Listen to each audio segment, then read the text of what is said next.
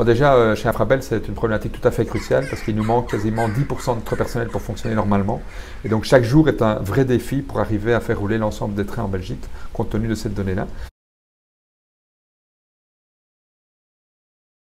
Alors on a trois problématiques selon les régions dans lesquelles on se trouve. Donc en Wallonie, ça va encore, on arrive à trouver des gens, sauf dans le sud de la Wallonie où on a une concurrence des chemins de fer luxembourgeois qui ont des propositions salariales plus attractives que nous.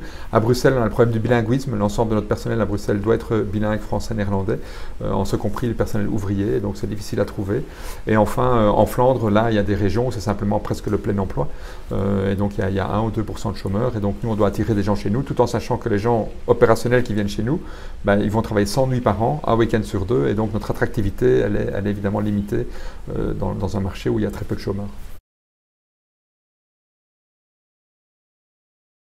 Ben, le risque, c'est simplement que l'essentiel de notre personnel, ce sont des gens soit qui pilotent les trains dans les cabines de signalisation, soit des gens qui entretiennent les voies. Et donc le risque, c'est qu'à un moment donné, on ne sache plus entretenir l'ensemble des voies et qu'on soit obligé de fermer les infrastructures simplement parce qu'on n'a plus assez de personnel.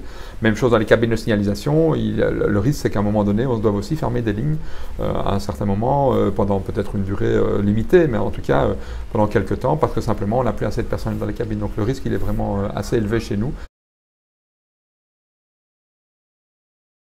On fait évidemment ce que toutes les entreprises font, donc on travaille sur notre employer branding, on organise des job days, des visites d'entreprise, des partenariats avec les écoles, mais ça je pense que toutes les entreprises font. Nous on a quand même deux atouts particuliers, c'est qu'on a un taux de rétention très élevé chez nous, donc les gens sont assez contents de travailler chez nous, et donc on les utilise comme ambassadeurs. Donc on a 9300 personnes qui, si chacun sont ambassadeurs, peuvent permettre d'attirer de nouveaux collègues chez nous. Et donc on donne une prime aux gens qui attirent un collègue qu'on recrute effectivement, on donne une prime à nos collaborateurs pour ça, et donc ça marche assez bien. Le deuxième axe, c'est qu'on s'intéresse à des publics auxquels d'autres entreprises s'intéressent peut-être moins. Donc on remet vraiment le talent et le talent potentiel au centre de nos préoccupations, et donc on s'en fiche un petit peu que la personne soit jeune, âgée, quelle que soit sa culture, etc. Ce n'est pas tellement important pour nous, c'est vraiment le talent.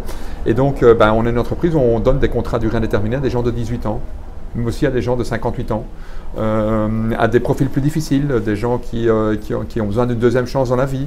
On a une collaboration avec une ASBL par exemple qui forme des femmes en difficulté à des métiers techniques, à des métiers en pénurie. Et bien chaque année nous avons 5-6 nouvelles collaboratrices qui arrivent dans des métiers en pénurie via cette filière-là. Et donc cet intérêt que nous avons pour, je dirais, les profils un petit peu alternatifs, ça nous aide beaucoup parce qu'en plus après c'est des gens qui sont très reconnaissants et qui ont un engagement pour l'entreprise qui est très très élevé. De manière générale, on a une très bonne rétention chez nous puisque la moyenne nationale, c'est à peu près 6% de départs par an dans les entreprises. Chez nous, on a moins de 2%.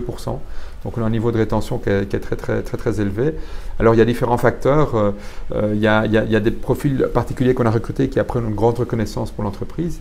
Il y a l'entreprise qui a une fonction sociétale importante. On fait la mobilité, donc c'est dans l'air du temps. Donc là, les gens sont très attachés. On met un grand accent sur le bien-être au travail. Et notamment en essayant d'offrir un maximum de liberté aux gens pour travailler de la manière dont ils ont envie de travailler.